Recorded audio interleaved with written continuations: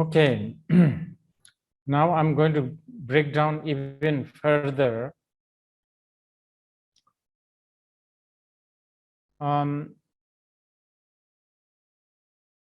Traditionally,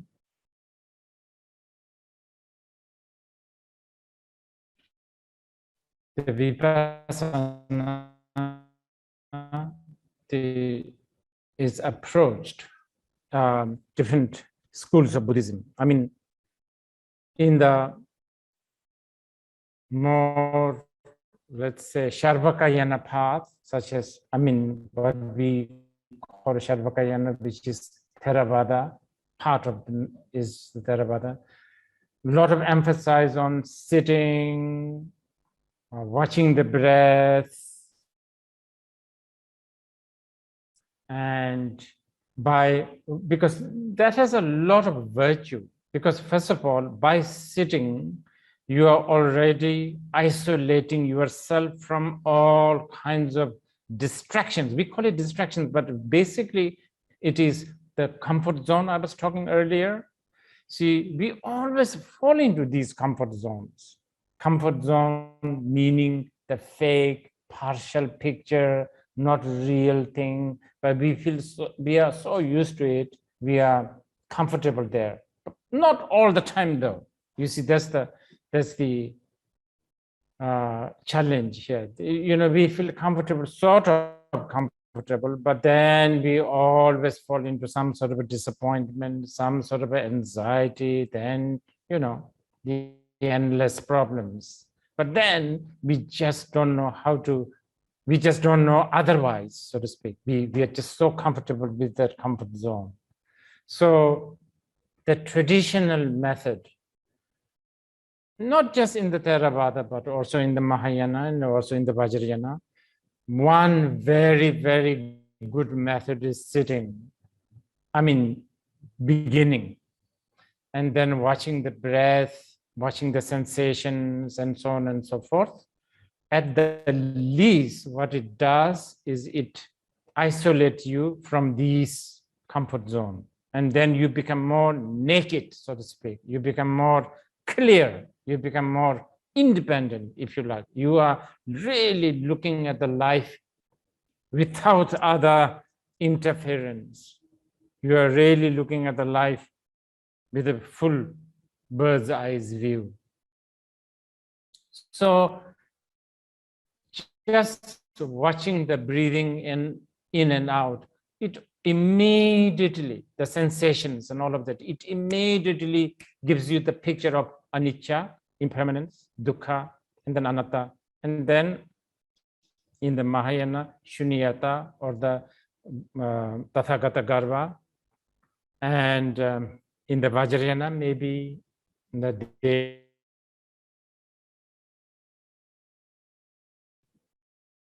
that the experience of, basically, so that's the traditional approach. But today, what I want to say is this. By all means, I'm not saying that those are outdated. Definitely, we should uphold. If you have time, if you have means, by all means do so, because those were carefully crafted and designed by great masters of the past for centuries.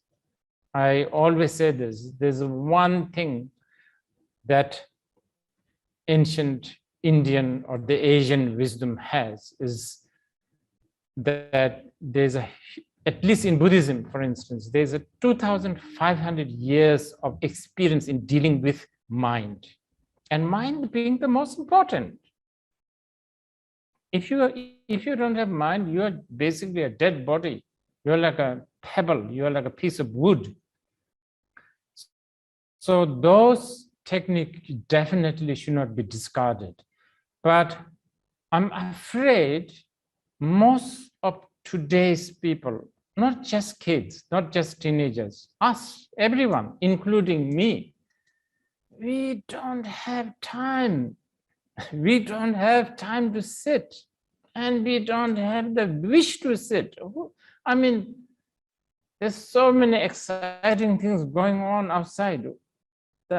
Just the very mention of somebody sit, that's like the last thing you want to hear. Sit, that's the most boring thing to hear. Sit for how long? 1 minute. That is like a burden. That's like, now it's just, because that's how the world has changed. The world has evolved. It has evolved so much that I mean, nowadays people don't even read a good book, right? You know this. I mean, they don't have time to read a book from page 1 to the last page. They just want to read some headlines, some blips, some, I don't know, big font, whatever. People have no time for all the details. So because of that, I mean, I have just recently found there's an app where you can read all the major books in like 5 minutes. Look, each book you can read in 5 minutes, essential things. So it shows people don't have time. So what does that mean? So now what? Do we have life for Vipassana? This is the question. And my argument is very much so, very much. We just, I mean, sitting, watching the breathing, doing the retreat, going to a forest, I don't know, by all means, if you have time, go to Thailand, go to Burma, go to Sri Lanka, Nepal to do these retreats. This always will help you. But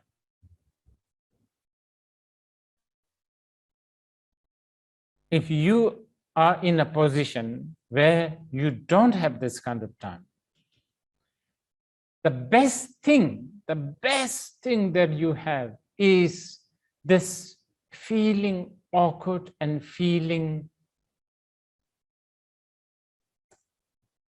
okay, empty, feeling sad. And I'm actually quoting from a sutra. This sutra says, there are 2 indispensable things that you need to perfect Vipassana. One is sadness about your whole thing, whatever you have. Little bit, not sadness is maybe not the right translation, but hey, I'm 60 years old. Is this it? Is this the only thing that is so-called life? What's the, what is it now? What's the next? The same thing again and again. And some sort of a feeling, yeah, maybe a little bit of a, or maybe even a big, sort of depression, sadness, feeling empty, or even what the German word existentialist angst. Do I even exist? Who am I? What am I doing? Feels like I'm just like an ant, just following everybody's sort of kind of a norm, right? Food,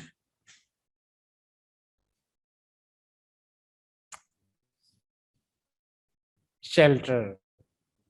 Well, at least that's sort of essential, but then so many other things. So some sort of a feeling awkward and feeling there has to be something more than this. This is a good thing. This shows some sort of a a dawn of insight. You are beginning to look at life in a much higher. You are not just copying. You are not just, I don't know. You are not. You want to be independent.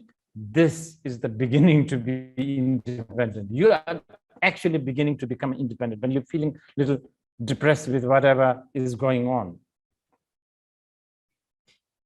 Okay, now I want to be careful here. I'm talking about a specific depression, about, like emptiness of life. Again, not the shunyata I'm talking about, like nihil, sort of very feeling nihilist, feeling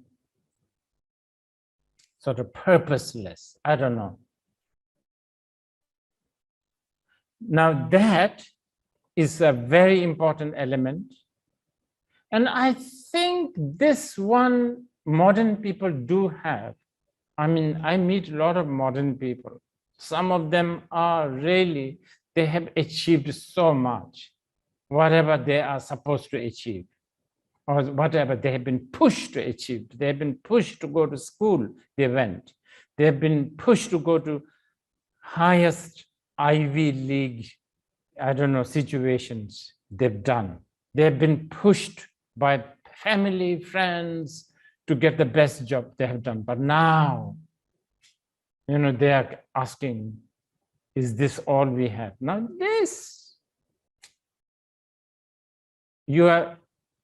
this is good. And I think this many people have, many modern people have. But what they don't have, which is what the sutra is suggesting, you need the sadness, but you need to have the wisdom. Wisdom, you see, if you don't have the wisdom, then this sadness takes over, meaningless, useless, purposeless. What's the point? Kind of total dark. I guess, like, this is the result of, what do you call it? Existentialist angst.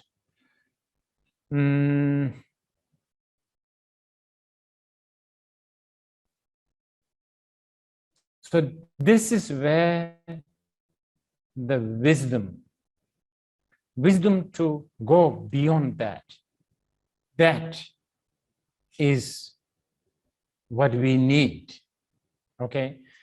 So, okay, coming back to those who, like modern people, like you, like me, I don't know whether I should even consider myself as a modern person, but people who live in this kind of situation, who don't have even a minute to sit, not just you don't have time, but you just don't even wish to do so. But you are sad, at the same time, you can sort of appreciate the wisdom of Vipassana. You can understand, anicca makes sense.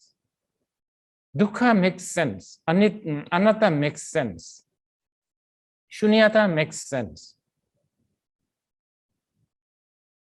Tathagata Garbha makes sense. But of course, you don't have the discipline to, do something about it, right? Not right away. So what do we then do? So this is what I wanted to sort of break down a little bit. How should we, the young, old, family, job, people who have job, how do we get acquainted, I don't know, live with a Vipassana world?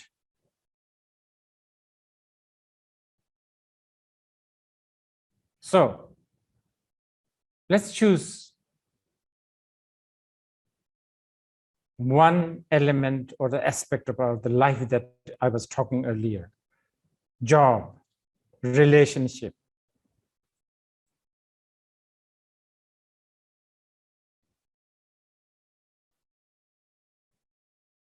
And they're all equal, actually. Every aspect of our life is so dependent on all kinds of cause and conditions. Like relationship. Wow. To have the relationship work, whatever that means, it depends so much with so many cause and conditions. And the cause and conditions doesn't even have to be so big. It can be how much water is there in the coffee. If the coffee, that could trigger ups of the ups of the what relationship, or the downs of the relationship. It could. It, you know, the T-shirt that you bought, I don't know, the way you put the sofa seat, so dependent on all kinds of cause and conditions, and it is endless. You cannot fix it. It's just not, you cannot fix it. Maybe you can fix it for maybe about a week, but then again, I will not use falls apart, because fall apart sounds very negative. It's you know, that's how it is, because it depends with the cause and condition. Is revolving, is evolving all the time, and many times it is also good. It is many times the very cause that really destroyed your relationship have made your relationship even better. Maybe because of the amount of the water you have put on the coffee have made your relationship very passionate and exciting and very beautiful and romantic and sentimental, whatever, right? So we don't know, but that's how it is. So if the modern people, without sitting, without looking at the breath, because you don't, but if you can educate yourself, if you can reflect again and again, look, my relationship, my job, my not just relationship with a boyfriend or a girlfriend, but with a boss, with a colleague, with a friends, this depends so much on cause and conditions, and therefore it can change. Change does not necessarily mean bad. It can be good, it can be bad. Tomorrow is another day. This afternoon, this evening is another day. We don't know what's in store. We really don't know what's in store. Yes, generally speaking, it has been fine, and this is very good. We should appreciate this, but you know, we don't know. It's very uncertain. Now, if you have that kind of awareness, then it's a very, 21st century's person's way of living and having a, what I would say,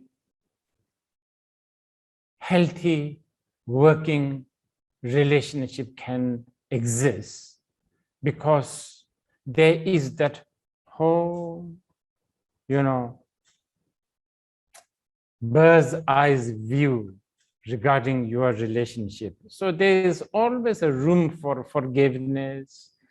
There's always a room for openness. There's always a room for acceptance.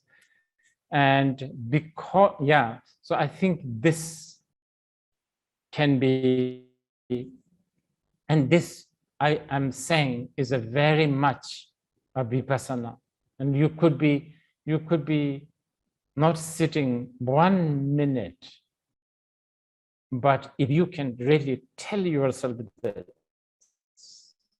educate yourself, this, reflect, because after all, bhavana, meditation, mind training is a reflection. Telling yourself, educating yourself, influencing yourself. Modern 21st century Vipassana Sadhana. Similarly, dukkha, what does that mean? Unsatisfactoriness. Again, choose one thing in our life. I mean, anything that we regard, we put high esteem, whatever value we have, like justice. Probably that's one thing that we put such a high regard. Justice, freedom, independence. Wow. All of those are all dukkha. Like suddenly, if you have an independence, are you really going to be satisfied? You see, dukkha is something opposite of satisfaction. I'm talking about a total satisfaction. If you are totally independent, will you really be satisfied with that? Something to really think about. Because when you finally become independent, as in how we wish, right? We wish to be. And as I spoke earlier, it's very complicated because many times we want to be independent, but we want others to be dependent on us. There's a complication here. We want other people to depend on us. Oh, that's asking for trouble. So, and nobody has the guts to say, okay, you be independent, I be independent. You do your thing and I do your thing. We only say this, like on a theoretical level, but nobody gives us space. We don't give others space. And when we finally have our own space, as how we wish, does it give us full satisfaction? This is something that we need to reflect. So then if we can see life, our value through this way, what will this do is it will kill all the prejudice. Because we are looking at life and these values from all different angles. So again, even though you may not sit even for a minute in the entire 1 year, but if you can look at things that you value from all angles, and then see that they will not satisfy you 100%. I should say, sadhaka means sadhana practitioner, right? Sadhana doer. You are a Vipassana practitioner. And this is something that we modern people can do during our taxi ride, bus ride, I don't know, subway ride, while we are eating, while we are drinking. This is something that is possible to do, and we are intelligent enough to do. We are intelligent,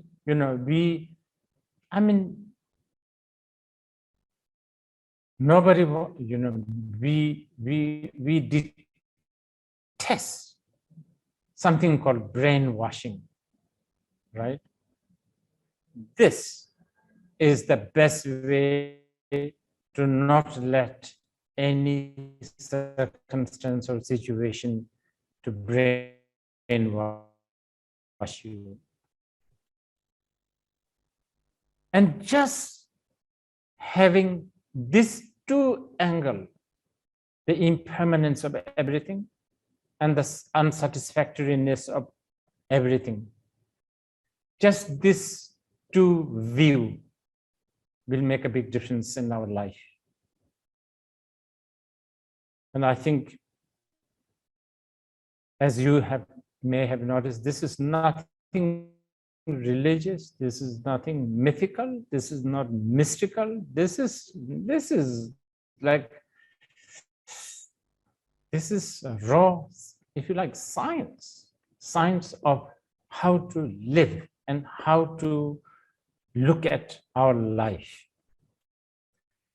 Now, third one, no self, or the selflessness for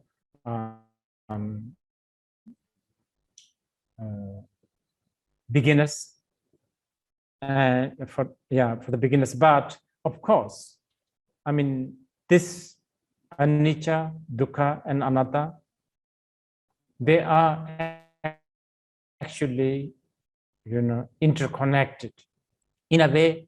By understanding that everything is impermanent, you are already you are on the way to comprehending no self. By the time you know that nothing satisfies you completely, you are getting quite a big picture of anatta, no self. But having said that, the teachings on the no self, anatta, is the most essential teaching of the Buddha.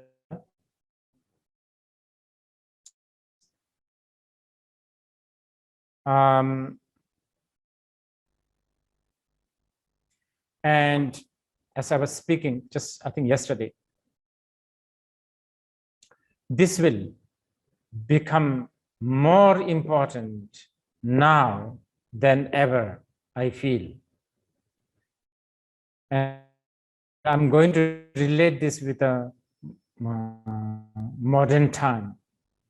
I think our modern people, you could sort of roughly say, we are kind of much better off in a way than those who were living in the ancient time, when people were really basically needing to look for food, always the fear of somebody invading your territory, plagues,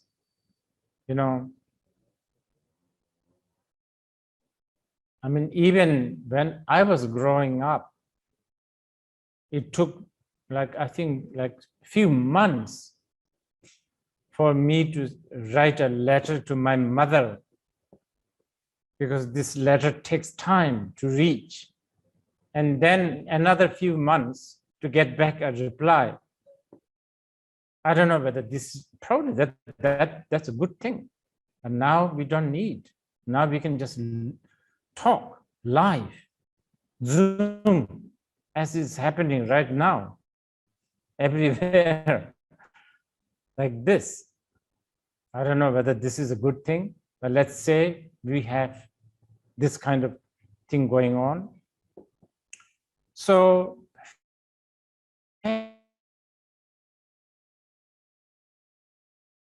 maybe, I think this is very true. We, the modern people, we are going to suffer a lot with the identity crisis. Now, who are we? And this teachings on anatta, because it really is deconstruction of the dilemma of identity. The whole world, okay, so the identity crisis. So to solve this identity crisis, the whole world try to solve this identity with what? I don't know. Dye your hair.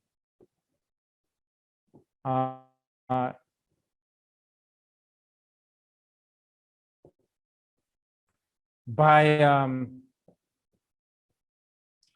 designer shoes.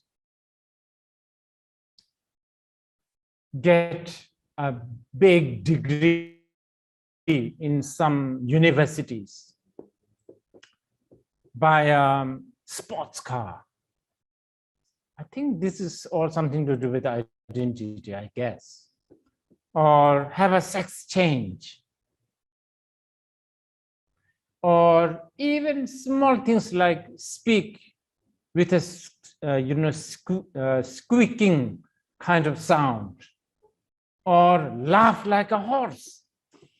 I don't know, people do these things to make your identity unique.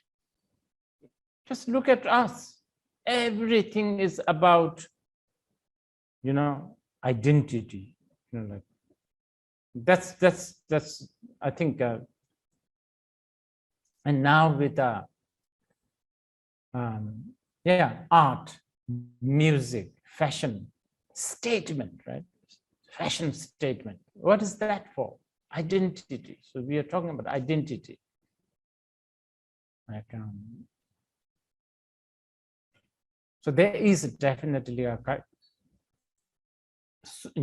identity crisis, and to solve that, there's these remedies. And then politically, like culture, tradition, nationalism,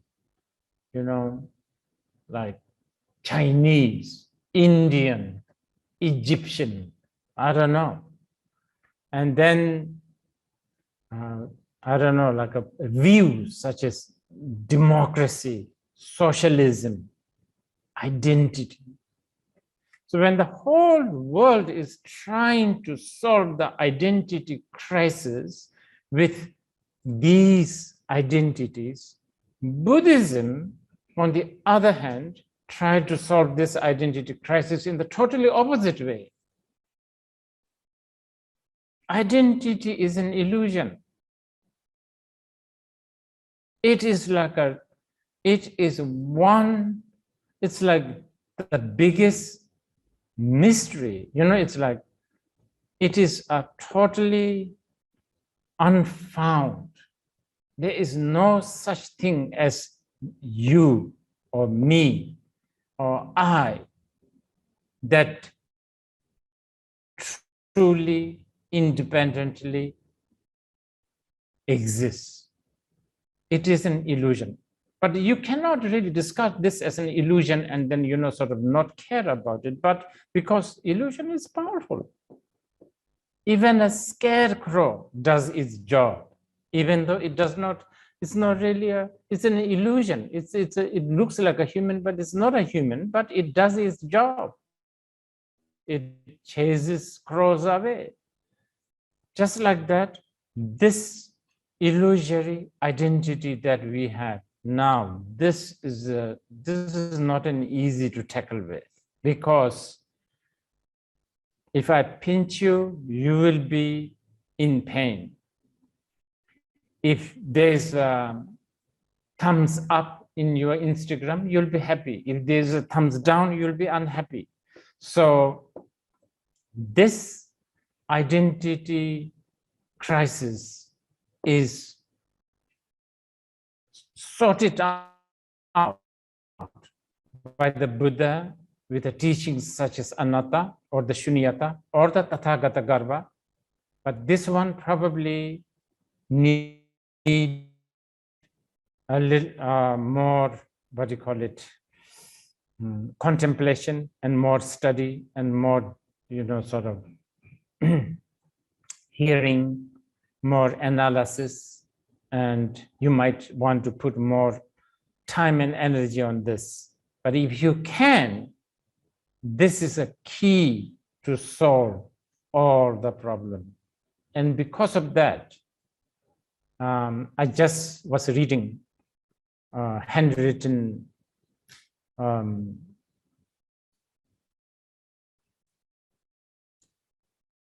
scroll of Heart Sutra.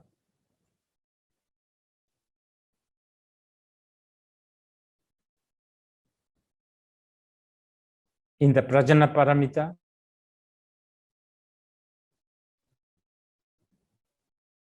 in the Heart Sutra. Heart Sutra, the contents of the Heart Sutra is really, really an essential, most quintessential teachings to tackle the biggest, most vicious problem, the problem of identity crisis, the self, because that identity is the fundamental sort of culprit, if you like, of all the calamities, anxieties, suffering, delusions, confusions, and thus pain, samsara. Now, just to,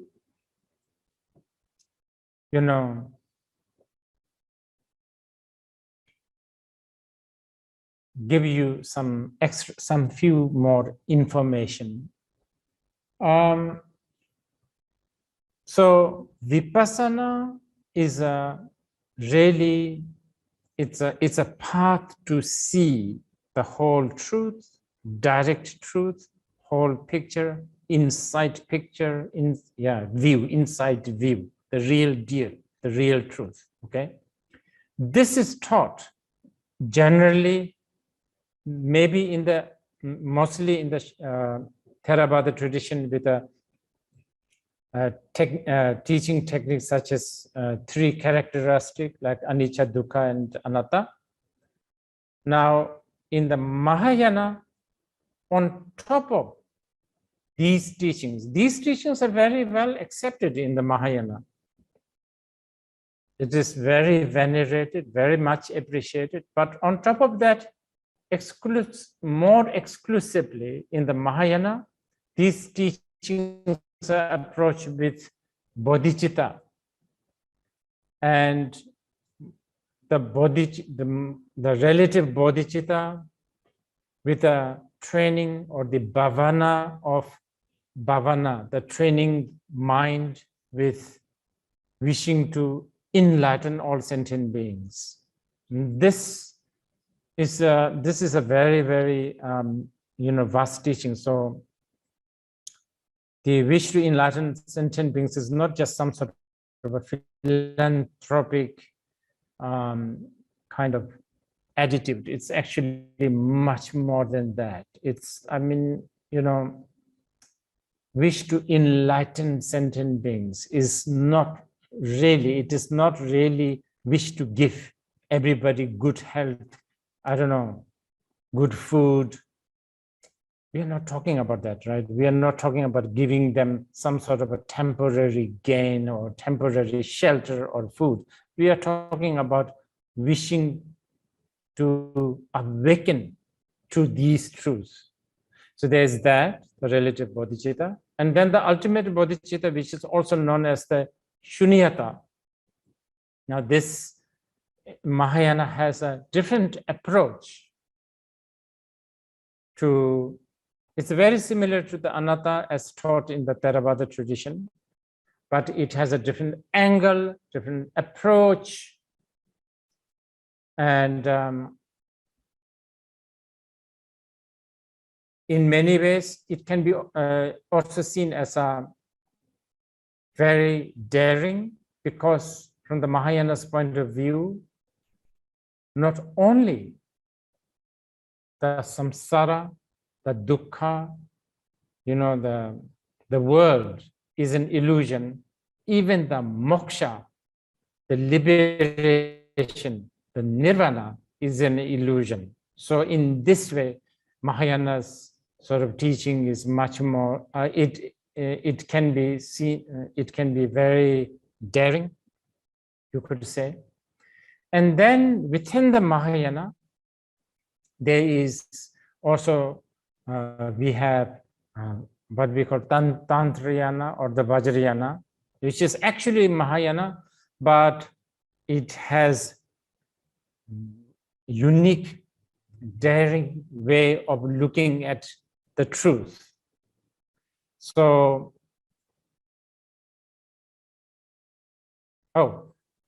sorry, I forgot. Within the Mahayana, okay, one angle of looking at when we talk about ultimate bodhicitta, one angle is shunyata, which I just told you. Not only the samsara is shunyata, but even the nirvana is shunyata. But the other angle in the Mahayana is looking at things from the what they call tathagata garva, the point of view of Buddha nature, especially with a sentient being. All ignorant beings have the Buddha nature. That is how, remember, always go back, let's go back to the Vipassana. Vipassana being the, how you view things with a full picture. So one angle of the Mahayana's teaching is looking at the whole thing or sentient beings with a view that all sentient beings have the Buddha nature. So this is a unique angle, unique Vipassana actually. Then with the Vajrayana, very similar, but if sentient beings already have, if sentient beings, if their nature is the Buddha, then why not already interact with them as the Buddha? One example that I'm always giving is this. Like if you are a goldsmith and then you are given a ore, a gold that is not really polished and not yet, it's not shiny, it's just a rock, but you are given a kilo of gold ore. It doesn't even look remotely like a gold. But if you are a goldsmith, you know this is a gold. So you will treasure it like a gold, just like a polished one. So why not already look at each other as a deity, as the Buddha, and not just look at, interact, talk, eat, dwell. And therefore, why not even look at the world that you are living as a Buddha field, so on and so forth. So this is Vajrayana's Vipassana. It's actually a Vipassana. So as I said right at the beginning, I just want to sort of inform some people that Vipassana is very vast. In fact, Vipassana is what is the most unique, I would say. If you take out Vipassana, just the shamatha, you will find this in many different traditions in India.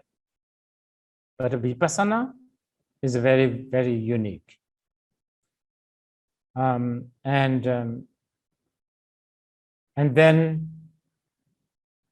within the Vajrayana, there are, traditions such as Mahamudra, Mahasandhi. They are basically the epitome or the most refined path of the Vipassana.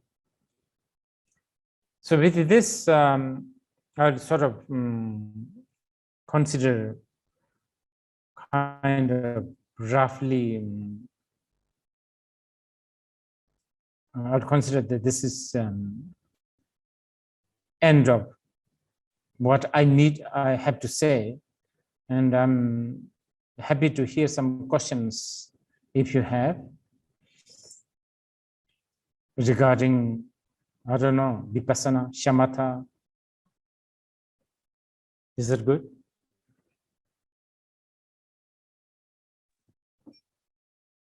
Yes, hi.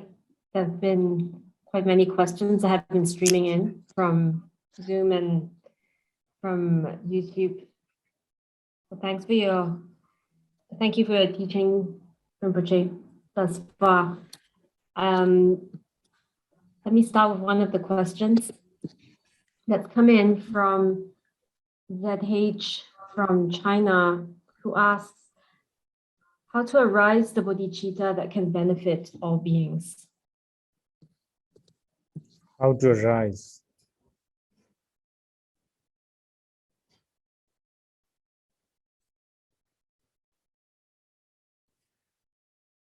I think there's many ways to do that. I'll come from the best first, from the top down. I think the best one is by having this awareness that all sentient beings have the Buddha nature. You know, I just was talking about the gold and the gold ore.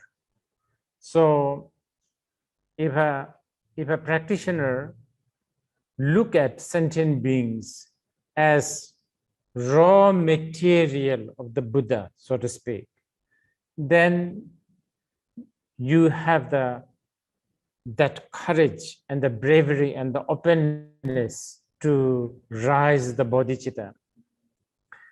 Probably this is the best one, but of course, not all of us have that kind of openness to see all sentient beings have as a raw material of the Buddha, you know. Then I would say, thinking that all sentient beings are connected to us one way or another. Traditionally, we say that all sentient beings have been our mother billions and billions of times. Like,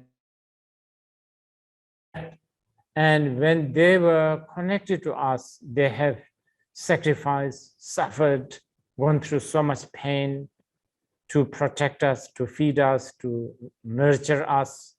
So just as how we feel very close and concerned with our own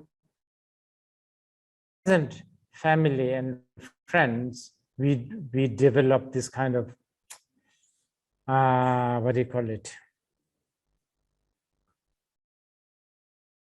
I guess beginning with maybe some ordinary sympathy, empathy, and then slowly generate the Buddhist, vast Buddhist compassion as it is taught by the, you know, like Chandrakirti, for instance. Okay. Okay, thanks, Rinpoche. Here's another one. This one from Veronica Amiante. I hope I'm pronouncing her name correctly, who asks, how to practice if thoughts are coming nonstop? It's so frustrating, this stubborn mind that refuses to be tamed. How would you advise, Rinpoche? So I repeat the question. Can you hear me? Yes, can you repeat? Sure. So the question is how to practice if thoughts are coming nonstop. It's so frustrating, the stubborn mind that refuses to be tamed. Does Rinpoche have any advice? How to practice non-stop? Because the thoughts are coming nonstop. Can you hear me? The Wait. thoughts are coming nonstop.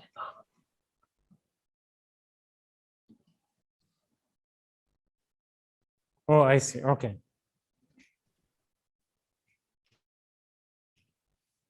Oh, this is quite an advanced question, actually.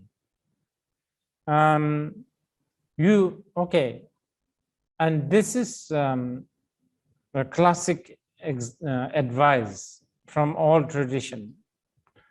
One should not look at the thoughts as an enemy. One should not have animosity towards the thoughts.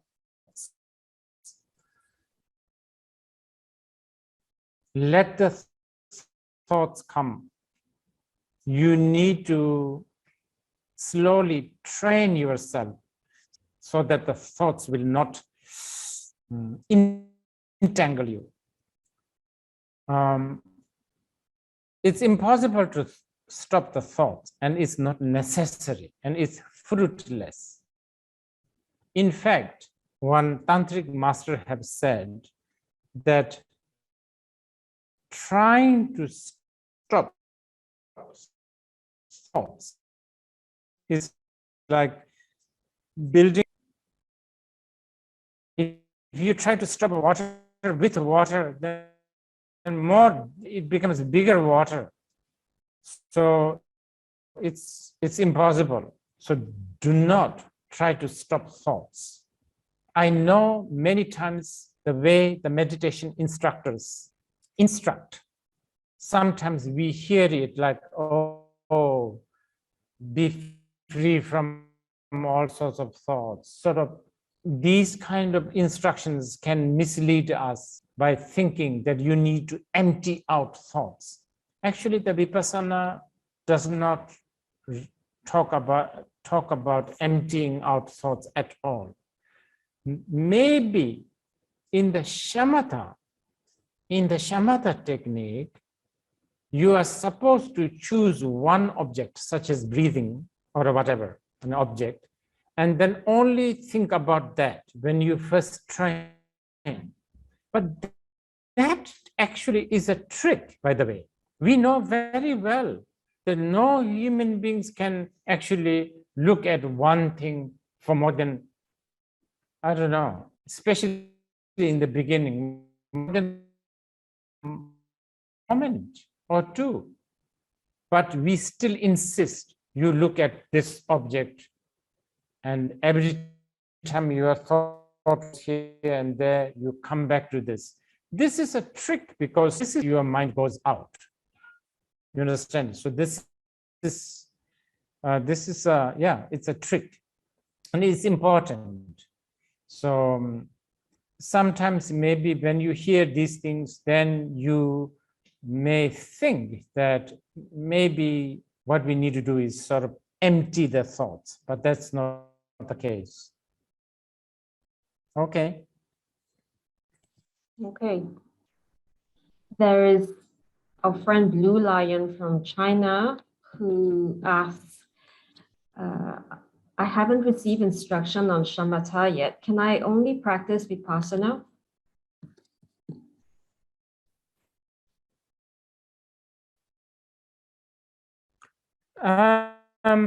Theoretically, yes, but as I said earlier, that temptation to dwell in the comfort zone is so strong, and we just get so distracted, and because of that, chances to remain in the Vipassana is quite slim. So masters have advised us to actually do the shamatha at least a little bit, because what it does is it makes your mind malleable. But as I said, theoretically, there are definitely, there are tradition that teaches Vipassana first and then shamatha later. But most of the masters that I have been reading or heard from, such as Shantadeva, for instance, he said famously that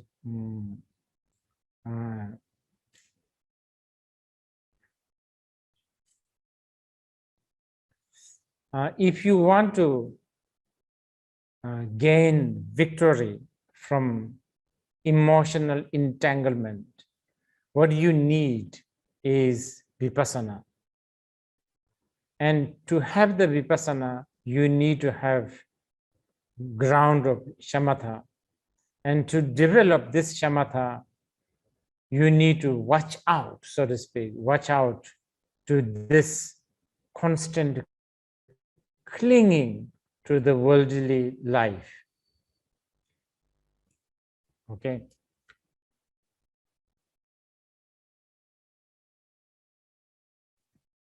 Okay.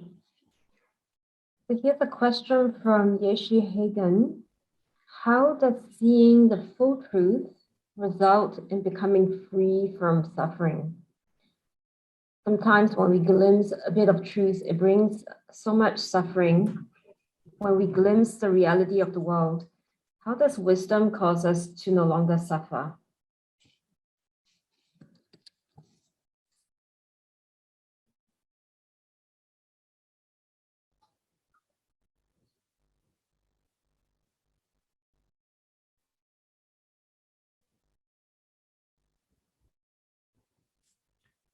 Okay.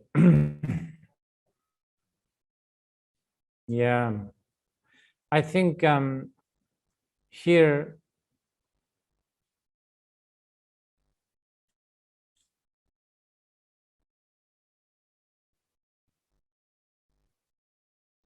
I don't know. This is maybe I'm not getting the question correct, but there seem to be this. The question does seem to have this idea that Vipassana and seeing the truth. When we use the word dispel the suffering, probably the word dispel is maybe misleading a little bit. Maybe it is making some of us think that this will somehow sort of by the power, I don't know, we have to be kind of careful here. It's okay, so it's a bit like this. So in the dream, let's say you have a nightmare, and because of this nightmare you are suffering a lot, and you suffer more if you don't know this is a dream, because you think it's real, because it's happening. But the moment you have the vipassana of the dream, which means you think, oh no, this can't be happening. I must be dreaming while you are having the nightmare. Immediately you are released, even though it doesn't mean that the order of the dream will stop. Order of the dream, the show of the dream, the consequence, sort of the episode of the bother you anymore. So I think this is how we need to understand when we talk about dispelling the suffering. Okay, we will take a break maybe for 10 minutes again. And then meanwhile, you can arrange the questions. Thank you, Rinpoche.